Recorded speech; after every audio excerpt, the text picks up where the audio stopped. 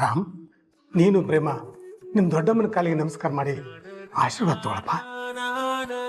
ಶ್ರೀಧರ್, ಒಂದ್ ನಿಮಿಷ. ರಾಮ್ನ ಹೆತ್ತಿದ್ದು ಮಹೇಶ್ವರಿ, ಹಾಗಾಗಿ ಇವರಿಬ್ಬರು ಮೊದಲು ನಿಮ್ಮಿಬ್ರು ಆಶೀರ್ವಾದ ತಗೋಬೇಕು. ನೀನ್ ಹೋಗಿ ಮಹೇಶ್ವರಿನ ಕರ್ಕೊಂಡ್ ಬಾ.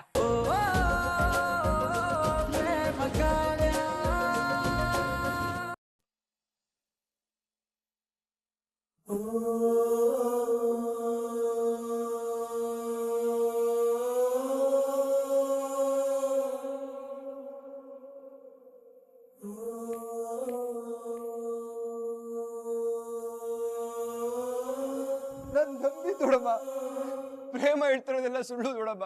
ನಾನು ಯಾವ ತಪ್ಪು ಮಾಡಿಲ್ಲ.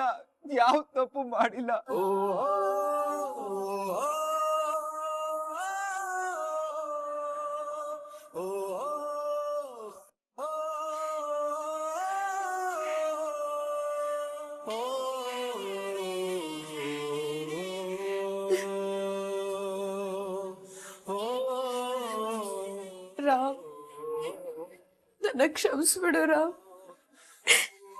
ಎಲ್ರ ಮುಂದೆ ಸುಳ್ಳು ಹೇಳಿ ನನಗೆ ಅವಮಾನ ಮಾಡ್ಬಿಟ್ಟೆ. ತುಂಬಾ ಪ್ರೀತಿ ಮಾಡೋ ನಿನ್ ದೊಡ್ಡ ಮನೆಯಿಂದ ದಿನಕ್ಕೆ ಪೆಟ್ ಬೀಳೋ ಹಾಗೆ ಮಾಡ್ಬಿಟ್ಟೆ. ಆದ್ರೆ ನಾನು ಏನ್ ಮಾಡ್ಲಿ? ನನ್ ಬೇರೆ ದಾರಿನೇ ತೋಚ್ತಾ ಇಲ್ಲ ರಾಮ್.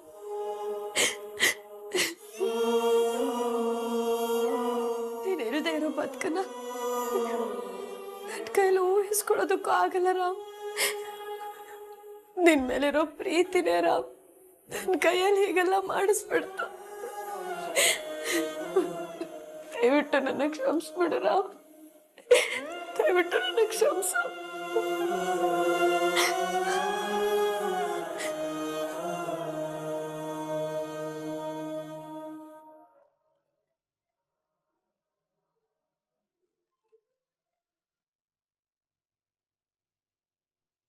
ಹಲೋ ಪ್ರೇಮ, ನಾನು ಸ್ನೇಹ ಫಾದರ್ ಮಾತಾಡ್ತಾ ಇರೋದು.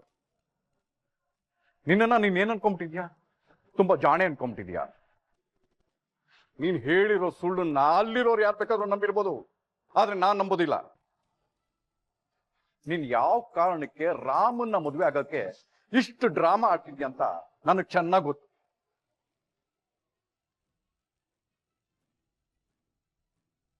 ಗಮನ ಇಟ್ಟು ಕೇಳು. ನನ್ನ ಮಗಳು ರಾಮ್ನ ಸಿನ್ಸಿಯರ್ ಆಗಿ ಲವ್ ಮಾಡ್ತಾ ಇದ್ದಾಳೆ. ಅವನ್ನೇ ಮದುವೆ ಆಗ್ಬೇಕು ಅಂತ ಕನ್ಸ್ ಕಟ್ಕೊಂಡಿದ್ದಾಳೆ. ನಾನು ನನ್ನ ಮಗಳಿಗೋಸ್ಕರ ಏನು ಬೇಕಾದ್ರೂ ಮಾಡೋದಕ್ಕೆ ರೆಡಿ. ಎಂತ ಎಕ್ಸ್ಟ್ರೀಮ್ಗೆ ಹೋಗೋಕ್ಕೂ ರೆಡಿ. ನಾನು ಏನು ಬೇಕಾದ್ರೂ ಸಹಿಸ್ಕೋತೀನಿ. ನನ್ನ ಮಗಳು ಕಣ್ಣೀರು ಹಾಕೋದನ್ನ ಸಹಿಸ್ಕೊಡಲ್ಲ. ನಿನ್ಗೆ ಏನು ಬೇಕು, ಎಷ್ಟು ಬೇಕು ಕೇಳು, ನಾನು ನಿನ್ ಕೊಡ್ತೀನಿ. ಆದ್ರೆ ನೀನು ರಾಮ್ನ ಬಿಟ್ಕೊಡ್ಬೇಕು, ಬಿಟ್ಕೊಡ್ಲೇಬೇಕು. ಸುಳ್ಳು ಹೇಳಿ ರಾಮ್ನ ಮದುವೆ ಆಗಿ ಸಂತೋಷವಾಗಿರ್ಬೋದು ಅಂತ ಅನ್ಕೊಂಡಿದ್ರೆ ಅದನ್ನ ಈಗಲೇ ಮರ್ತ್ಬಿಡು. Just forget about it. ನಿನ್ನ ಒಂದು ಗಳಿಗೆ ಒಂದು ಸೆಕೆಂಡು ನೆಮ್ಮದಿಯಾಗಿರೋದಕ್ಕೆ ನಾನು ಬಿಡೋದಿಲ್ಲ. You just ask. ನಿನ್ಗೇನು ಬೇಕು ಕೇಳು, ಎಷ್ಟು ಬೇಕು ಕೇಳು. ಆದ್ರೆ ನೀನೇ ಈ ಮದುವೆನ ನಿಲ್ಲಿಸ್ತೀಯಾ, ನನ್ನ ಮಗಳಿಗೆ ರಾಮ್ನ ಬಿಟ್ಕೊಡ್ತೀಯಾ? Got it?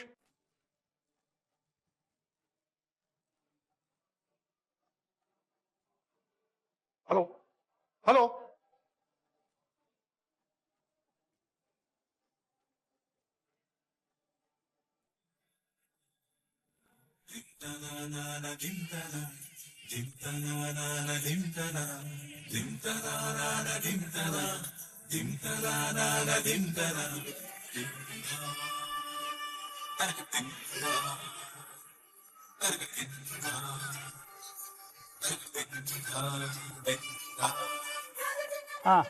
ಶುಭ ಮುಹೂರ್ತದ ಸಮಯ ಆಯ್ತು.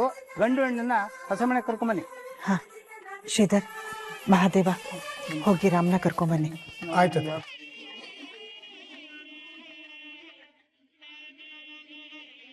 ಶಾರದಾ, ಪ್ರೇಮನ್ ಕರ್ಕೊಂಡು ಬಾ.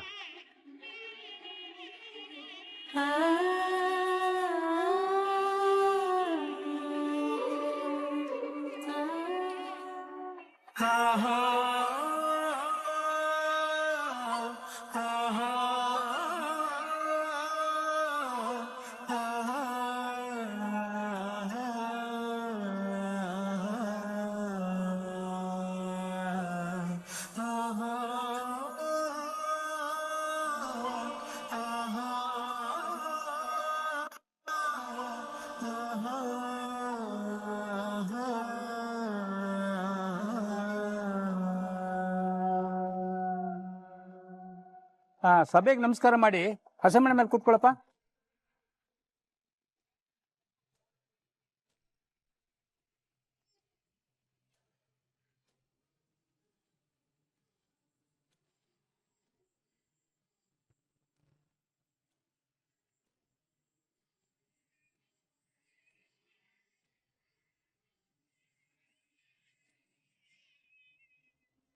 ತೊಳಪ್ಪ, ಅಕ್ಷತೆ ತಗೊಂಡು ಕಲಶಕ್ಕೆ ಪೂಜೆ ಮಾಡಪ್ಪ. ಓಂ ನಾನು ಮುಖ್ಯಮಂತ್ರಿ ರುಕ್ಮಾನ್ ವಾಮನನ್ ಶ್ರೀರಾಮ್ ಋಷಿಕೇಶನ್ ಪದ್ಮನಾಭನ್ ದಾಮೋದರನ್ ಕೃಷ್ಣನ್.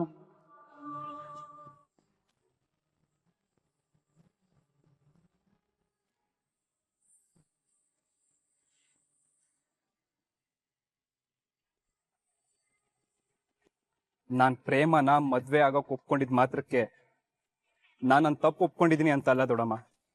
ನಿಮ್ ಮಾತಿಗೆ ಕಟ್ಬಿದ್ದು ನಿಮ್ ಮನ್ಸಿನ ನೋವಾಗ್ಬಾರ್ದಂತಷ್ಟೇ ಈ ಮದ್ವೆಗೆ ಒಪ್ಕೊಂಡಿದೀನಿ. ಯಾವತ್ತಾದ್ರೂ ಒಂದಿನ ನಾನ್ ತಪ್ಪು ಮಾಡಿಲ್ಲ ಅಂತ ಪ್ರೂವ್ ಮಾಡೇ ಮಾಡ್ತೀನಿ. ಆಗ ನಿಮಗೆ ಸತ್ಯ ಗೊತ್ತಾಗುತ್ತೆ.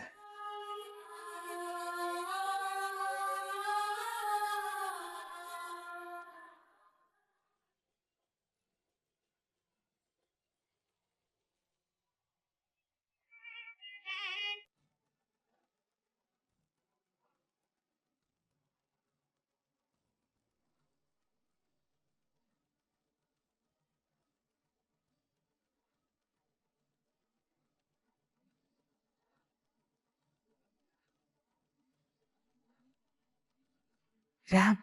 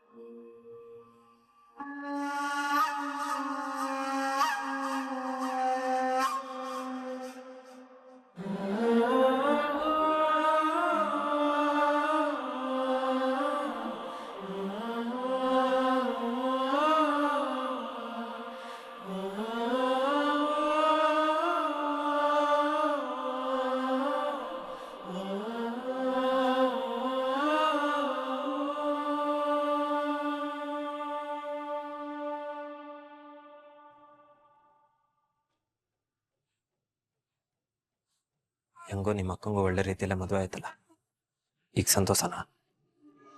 ಏನು, ಒಂದ್ ಹುಡುಗಿನ ಕಿಡ್ನಾಪ್ ಆಗಿ ಆಗೋದಕ್ಕೆ ಮದ್ವೆ ಅಂತಾರ? ಇದಕ್ಕೆ ಸಂತೋಷ ಬೇರೆ ಪಡ್ಬೇಕಾ? ಒಂದ್ ಹುಡುಗಿ ಮನ್ಸನ್ನ ಒಲಿಸ್ಕೊಂಡು ಮದ್ವೆ ಆಗ್ಬೇಕು, ಫೋರ್ಸ್ ಮಾಡಿ ಅಲ್ಲ. ನಮ್ಮಿಬ್ಬರ ಮನೆ ಮರ್ಯಾದೆ ಉಳಿಬೇಕು ಅನ್ನೋ ಒಂದೇ ಒಂದ್ ಕಾರಣಕ್ಕೆ ನಮ್ಮಕ್ಕ ನಿಮ್ ತಮ್ಮನ್ನ ಮದ್ವೆ ಆಗೋದಕ್ಕೆ ಹೊರಟಿರೋದು. ನಿಮ್ ತಮ್ಮ ಮಾಡಿರೋ ತಪ್ಪಿಂದ ನನ್ ಜೀವನ, ನಮ್ಮ ಅಕ್ಕನ ಜೀವನ, ಇಬ್ರು ಜೀವನ ಹಾಳಾಯ್ತು.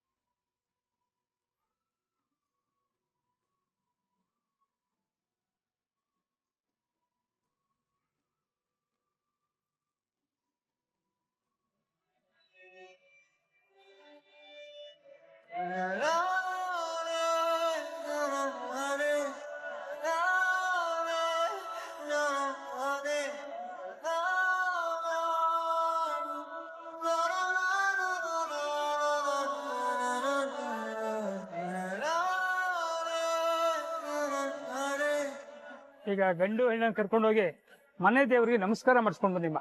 ಸರಿ ರಾಮ್, ಪ್ರೇಮ ಬನ್ನಿ.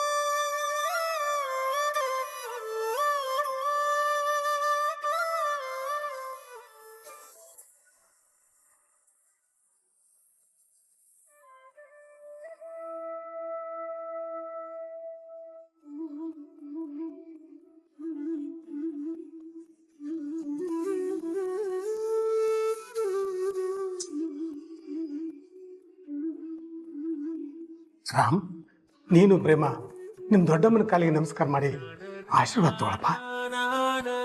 ಶ್ರೀಧರ್, ಒಂದ್ ನಿಮಿಷ. ರಾಮ್ನ ಹೆತ್ತಿದ್ದು ಮಹೇಶ್ವರಿ. ಹಾಗಾಗಿ ಇವರಿಬ್ಬರು ಮೊದಲು ನಿಮ್ಮಿಬ್ರು ಆಶೀರ್ವಾದ ತಗೋಬೇಕು. ನೀನ್ ಹೋಗಿ ಮಹೇಶ್ವರಿನ ಕರ್ಕೊಂಡ್ ಬಾ. ಅದಕ್ಕೆ ಅವಳಿರೋ ಕೋಪದಲ್ಲಿ ಬರ್ತಾಳ ಇಲ್ಲೋ ಗೊತ್ತಿಲ್ಲ, ಆದರೂ ಪ್ರಯತ್ನ ಮಾಡಿ ನೋಡ್ತೀನಿ. ಸರಿ, ಆಯ್ತದ್ಗೆ. ಬನ್ನಿ, ನಾವ್ ಹೊರಗಡೆ ಹೋಗೋಣ.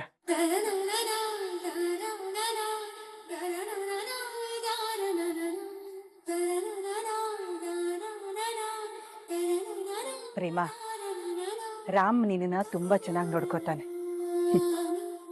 ಅವನು ನಿನ್ ಮೇಲೆ ಇಟ್ಟಿರೋ ಅತಿಯಾದ ಪ್ರೀತಿನೇ ಅವನನ್ನ ಹೀಗ್ ಮಾಡ್ತು ಅಂತ ಅನ್ಸುತ್ತೆ.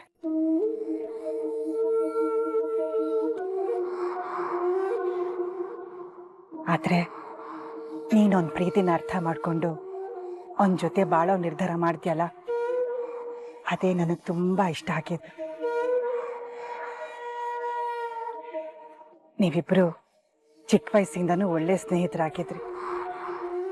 ಈಗ ಇಬ್ರು ಗಂಡ ಹೆಂಡತಿ ಆಗಿದ್ದೀರ. ನಿಮ್ಮಿಬ್ರ ಜೀವನ ತುಂಬಾ ಚೆನ್ನಾಗಿರತ್ತೆ.